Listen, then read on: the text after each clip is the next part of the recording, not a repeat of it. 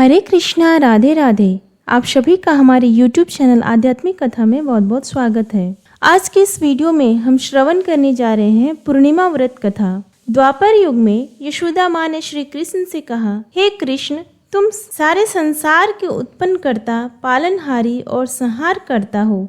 आज मुझे कोई ऐसा व्रत बताओ जिसको करने से मृत्यु लोक में भी स्त्रियों को विधवा होने का भय ना रहे तथा यह व्रत सभी मनुष्यों की मनोकामना पूर्ण करने वाला हो। श्री कृष्ण कहने लगे, हे माता, तुमने अति सुंदर प्रश्न किया है। मैं तुम्हें ऐसे एक व्रत के बारे में विस्तार से बताता हूँ।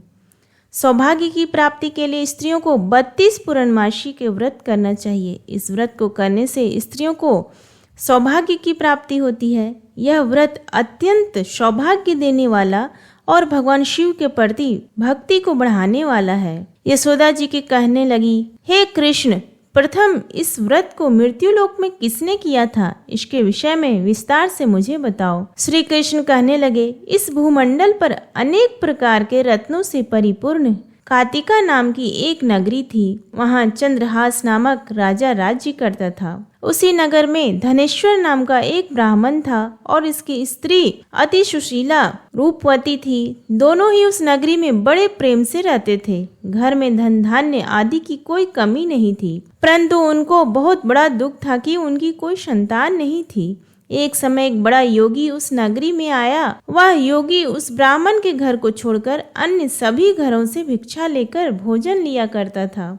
वह रूपवती से कभी भिक्षा नहीं लेता था। एक दिन वह योगी रूपवती से भिक्षा न लेकर किसी अन्य घर से भिक्षा लेकर गंगा किनारे जाकर भिक्षण को प्रेम पूर्वक ग्रहण करने लगा कि धनेश्वर ने योगी का यह सब कार्य देख लिया। अपनी भिक्षा के अनादर से दुखी होकर धनेश्वर योगी से बोला, हे महात्मन, आप सब घरों से भिक्षा लेते हैं, परंतु आप मेरे घर की भिक्षा कभी नहीं लेते। इसका क्या कारण है? योगी ने कहा, निसंतान के घर की भिक्षा पतितों के अन्न के तुल्य होती है, और जो पतितों का अन्न खाता है वह भी पतित हो जाता है। क्योंकि तुम निसंतान हो, इसलिए पतित हो जाने के भय से मैं तुम्हारे घर की भिक्षा नहीं लेता। धनेश्वर योगी की यह बात सुनकर बहुत दुखी हुआ और हाथ जोड़कर योगी के पैरों में गिर गया और कहने लगा, हे महाराज, यदि ऐसा है तो आप पुत्र प्राप्ति का उपाय बताइए। आप सर्वज्ञानी हैं, मुझ पर कृपा कीजिए। हे भगवान, मेरे घर में धन की कोई कमी नहीं है, परंतु मैं पुत्र न होने के कारण अत्यंत दुखी हूँ। आप मेरे इस दुख के कारण को हरण करें। आप सामर्थ्यवान हैं। यह सुनकर योगी कहने लगे, हे ब्राह्मण, तुम चंडी की आराधना करो। घर आकर उसने अपनी पत्नी से सब वेदांत कहा और स्वयं तप करने के लिए वन में चला गया। वन में जाकर उसने चंडी की उपासना की और उपवास किए। चंडी ने 16वें दिन अपने उसको स्वप्न में दर्शन दिया और कहा, हे धनेश्वर, जा, तेरे घर पुत्र होगा, परंतु वह 16 वर्ष की आयु में ही मृत्यु को प्राप्त हो जाएगा। यदि तुम दोनों पति पत्नी 32 पूर्णमासियों का व्रत विधि पूर्वक करोगे तो वह दीर्घायु हो जाएगा। जितनी तुम्हारी सामर्थ्य हो, आटे के दिए बनाकर शिव जी भगवान का पूजन करना, परंतु पूर्णमासी के व्रत 32 होने चाहिए। प्रातःकाल होने पर इस स्थान के समीप तुम्हें आम का वृक्ष दिखाई देगा। उस पर चढ़कर तुम एक फल तोड़कर शीघ्र ही अपने घर चले जाना और अपनी पत्नी से सब वेदांत कहना। ऋतु स्नान के पश्चात वह स्वच्छ होकर श्री शंकर भगवान का ध्यान करके उस फल को खा लेगी। शंकर भगवान की कृपा से उसको गर्भ हो जाएगा। जब वह ब्राह्मण प्रातः काल उठा तो उसके एक स्थान के पास ही आम का वृक्ष देखा जिस पर एक अत्यंत सुंदर आम का फल लगा हुआ था। उस ब्राह्मण ने उस आम के वृक्ष पर चढ़कर फल को तोड़ने का प्रयत्न किया, परंतु वृक्ष पर कई बार प्रयत्न करने पर भी वह चढ़ नहीं पाया। तब उस ब्राह्मण को बहुत चिंता हुई। तब विघ्न विनाशक श्री गणेश भगवान की वंदना करने लगा। हे दयानिधे, अपने भक्तों के विघ्नों को नाश करके उनके मंगल कार्य को करने वाले, दुष्टों का नाश करने वाले, रिद्धि सिद्धि प्रदान करने वाले, आप मुझ पर कृपा करके इतना बल दे कि मैं अपने मनोरथ को पूरा कर सकूं। इस प्रकार गणेश जी की प्रार्थना करने पर उनकी कृपा से धनेश्वर वृक्ष पर चढ़ गया और उसने सुंदर आम के फल को तोड़ लिया। और धनेश्वर ने सोचा, जो वरदान से फल मिला था वो यही है और कोई फल तो दिखाई नहीं दे रहा। उस धनेश्वर ब्राह्मण ने जल्दी से घर जाकर अपनी पत्नी को वह फल दे दिया और उसकी पत्नी ने अपने पति के कहे अनुसार उस फल को खा लिया और वह गर्भवती हो गई। देवी जी की असीम कृपा से उसे एक अत्यंत सुंदर पुत्र उत्पन्न हुआ, जिसका नाम उन्होंने देवीदास रखा। माता पिता के हर्ष और शोक के साथ वह बालक शुक्ल पक्ष के चंद्रमा के भांति वह बालक अपने पिता के घर में बड़ा होने लगा। भवानी की कृपा से वह बालक बहुत सुंदर, सुशील, विद्या पढ़ने में बहुत ही निपुण हो गया। दुर्गा जी की आज्ञा के अनुसार उसके पिताजी ने 32 पूर्णमासी का व्रत रखना आरंभ कर दिया, जिससे उसका पुत्र बड़ी आयु वाला हो गया। 16वें वर्ष लगते ही देवीदास के माता पिता को बड़ी चिंता हो गई कि कहीं उनके पुत्र की इस वर्ष मृत्यु न हो जाए। इसलिए उन्होंने अपने मन में विचार किया कि यदि यह घटना उनके सामने हो गई तो वो कैसे सहन कर सकेंगे। इसलिए उन्होंने देवीदास की माँ को बुलाया और कहा, हमारी एक बहुत बड़ी इच्छा है कि देवीदास 1 वर्ष तक काशी में जाकर विद्या अध्ययन करे और उसको अकेला भी नहीं छोड़ना चाहिए। इसलिए साथ में तुम चले जाओ और 1 वर्ष के पश्चात इसको वापस ले आना। सब प्रबंध करके उसके माता पिता ने काशी जाने के लिए देवीदास को एक घोड़े पर बिठाकर उसके मामा के साथ भेज दिया। परंतु यह बात उसके मामा या किसी और से नहीं बताए। धनेश्वर तथा उसकी पत्नी ने अपने पुत्र की मंगल कामना तथा दीर्घायु के लिए भगवती दुर्गा की आराधना और पूर्णमासियों का व्रत करना आरंभ कर दिया। इस प्रकार बराबर 32 पूर्णमासी के व्रत को उन्होंने पूरा किया। कुछ समय पश्चात एक दिन वह मामा और भांजा मार्ग में रात बिताने के लिए किसी गाँव में ठहरे हुए थे।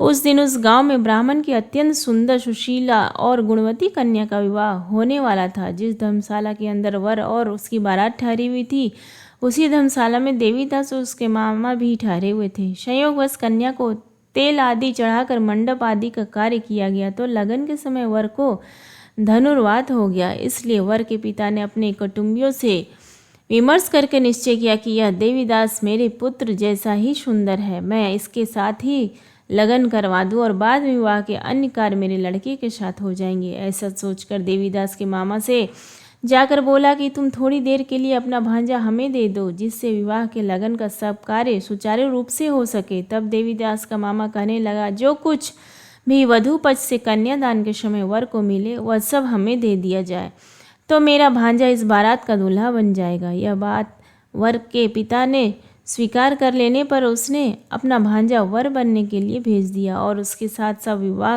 कार्य विधि पूर्वक संपन्न हो गए। पत्नी के साथ वह भोजन करने लगा तो अपने मन में सोचने लगा कि न जाने यह किसकी स्त्री होगी। वह एकांत में यही सोच सोचकर अपने कर्म श्वास छोड़ने लगा और उसकी आंखों में आंसू भी आ गए। तब लड़की ने पूछा कि क्या बात है, आप इतने उदासीन व दुखी क्यों हो रहे हो। तब उसने सब बातें जो वर के पिता और उसके मामा ने कही थी लड़की को बता दी। तब कन्या कहने लगी, यह ब्रह्म विवाह के विपरीत कैसे हो सकता है। हे देव, ब्राह्मण और अग्नि के सामने मैंने आपको ही अपना पति माना है, इसलिए आप ही मेरे पति हैं, आपकी ही पत्नी रहूंगी, अन्य किसी की कदापि नहीं। देवीदास ने कहा, ऐसा मत कहो, क्योंकि मेरी आयु बहुत कम है, मेरे पश्चात आपकी क्या गति होगी। इन बातों को अच्छी तरह विचार कर लो। परंतु वह दृढ़ विचारों वाली लड़की थी। वह बोली, जो आपकी गति होगी वही मेरी गति होगी। हे स्वामी, आप उठिए और भोजन कीजिए, आप निश्चय ही भूखे होंगे। तब देवीदास और उसकी पत्नी ने भोजन किया तथा शेष रात्रि वह सोते रहे। प्रातःकाल देवीदास ने अपनी पत्नी को 3 नागों से जुड़ी हुई एक अंगूठी दी, एक रुमाल दिया और बोला, हे प्रिय, इसे लो और संकेत समझकर स्थिर चित्त हो जाओ। मेरा मरण और जीवन जानने के लिए एक पुष्प वाटिका बना लो, उसमें सुगंधी वाली एक नवमल्लिका लगाओ और उसको प्रतिदिन जल से सींचा करो और आनंद के साथ खेलो कूदो और उत्सव मनाओ। जिस समय और जिस दिन मेरा प्रणात होगा यह फूल कुछ सूख जाएंगे और जब यह फिर से हरे हो जाए तो समझ लेना मैं जीवित हूँ। यह बात निश्चय करके समझ लेना, इसमें कोई भी संशय नहीं है। इतना कहकर देवीदास वहाँ से चला गया। प्रातःकाल होते ही वहाँ पर गाजे बाजे बजने लगे और जिस समय विवाह कार्य समाप्त करने के लिए वर तथा सब बाराती मंडप में आए तो कन्या ने वर को भली प्रकार से देखकर अपने पिता से कहा, यह मेरा पति नहीं है, मेरा पति वही है जिसके साथ रात्रि में मेरा पानी ग्रहण हुआ था, इसके साथ मेरा विवाह नहीं हुआ। यदि यह वही पुरुष है तो बताए कि मैंने इसको क्या दिया। वधू पक्ष और कन्या पक्ष कन्यादान के समय जो आभूषण आदि दिए गए थे वो दिखाया तथा रात में क्या गुप्त बातें मैंने इनसे कही वह सब सुना। पिता ने उसके कहे अनुसार वर को बुलाया। कन्या की यह सब बातें सुनकर वह कहने लगे, मैं कुछ भी नहीं जानता। इसके पश्चात लज्जित होकर वह अपना सा मुंह लेकर चला गया और सारी बारात भी अपमानित होकर वहां से लौट गई। भगवान श्री कृष्ण बोले, हे माता, इस प्रकार देवीदास काशी विद्यार्जन के लिए चला गया। जब कुछ समय बीत गया तो काल से प्रेरित होकर एक सर्प रात्रि के समय उसको डसने के लिए वहां पर आया। उस विषधर के प्रभाव से उसके शयन का स्थान चारों ओर से विष की ज्वाला से विषैला हो गया, परंतु व्रत के प्रभाव से उसको काट नहीं पाया, क्योंकि पहले ही उसकी माता ने 32 पूर्णमासी का व्रत रखा था। इसके बाद मध्याह्न के समय स्वयं काल वहां आया और उसके शरीर से प्राणों को निकालने का प्रयत्न करने लगा, जिससे वह मूर्छित होकर पृथ्वी पर गिर गया। उसी समय माता पार्वती के साथ भगवान शंकर वहां आ गए। उसको मूर्छित दशा में देखकर माता पार्वती जी ने शंकर जी से प्रार्थना की कि हे महाराज, इस बालक की माता ने पहले ही 32 पूर्णमासी का व्रत पूरा किया था, जिसके प्रभाव से आप इसको प्राणदान दे। भवानी के कहने पर भक्त वत्सल भगवान शिव जी ने उसको प्राणदान दे दिया। इस व्रत के प्रभाव से काल को भी पीछे हटना पड़ा और देवीदास स्वस्थ होकर बैठ गया। उधर उसकी पत्नी उसके काल की परीक्षा किया करती थी। जब उसने देखा उस पुष्प वाटिका में पुष्प कुछ भी नहीं रहे तो उसको अत्यंत आश्चर्य हुआ, लेकिन जब वह जैसे ही हरी भरी हो गई तो वह जान गई कि अब उसका पति ठीक ठाक है, वह जीवित हो गया है। यह देखकर वह बहुत प्रसन्न हो उठी। अपने पिता से कहने लगी, पिताजी, मेरे पति जीवित हैं, आप उनको ढूंढिए।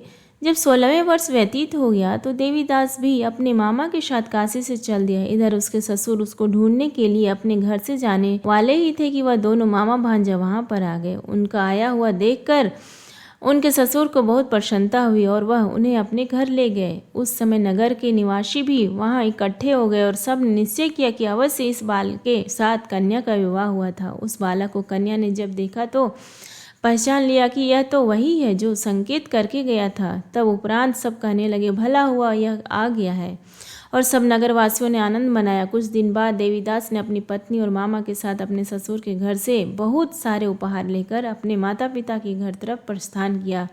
जब वह अपने गांव के निकट पहुंच गए तो कहीं लोगों ने उसे देखकर उसके माता पिता को पहले ही खबर दे दी कि तुम्हारा पुत्र देवीदास अपनी पत्नी और मामा के सहित आ रहा है। ऐसा समाचार सुनकर माता पिता को विश्वास नहीं हुआ, परंतु जब और लोगों ने भी आकर यही बात बताई तो उनको बड़ा आश्चर्य हुआ। लेकिन थोड़ी देर में देवीदास ने आकर अपने माता पिता के चरणों में अपना सर रख कर प्रणाम किया और उसकी पत्नी ने अपने सास ससुर के चरणों को स्पर्श किया तो माता पिता ने अपने पुत्र और पुत्रवधू को हृदय से गले लगा लिया। दोनों की आंखों में प्रेम अश्रु बह रहे थे। अपने पुत्र और पुत्रवधू के आने की खुशी में धनेश्वर ने बड़ा ही भारी उत्सव किया और ब्राह्मणों को दान दक्षिणा देकर प्रसन्न किया। श्री कृष्ण भगवान कहने लगे, इस प्रकार धनेश्वर 32 पूर्णमासी के व्रत के प्रभाव से पुत्रवान हो गया, और जो भी स्त्रियां 32 पूर्णमासी के व्रत को करती हैं वे जन्म जन्मांतर में वैधव्य का दुख नहीं भोगती और सदैव सौभाग्यवती रहती हैं। उम्मीद करती हूँ आपको आज का ये वीडियो पसंद आया, तो प्लीज़ वीडियो को लाइक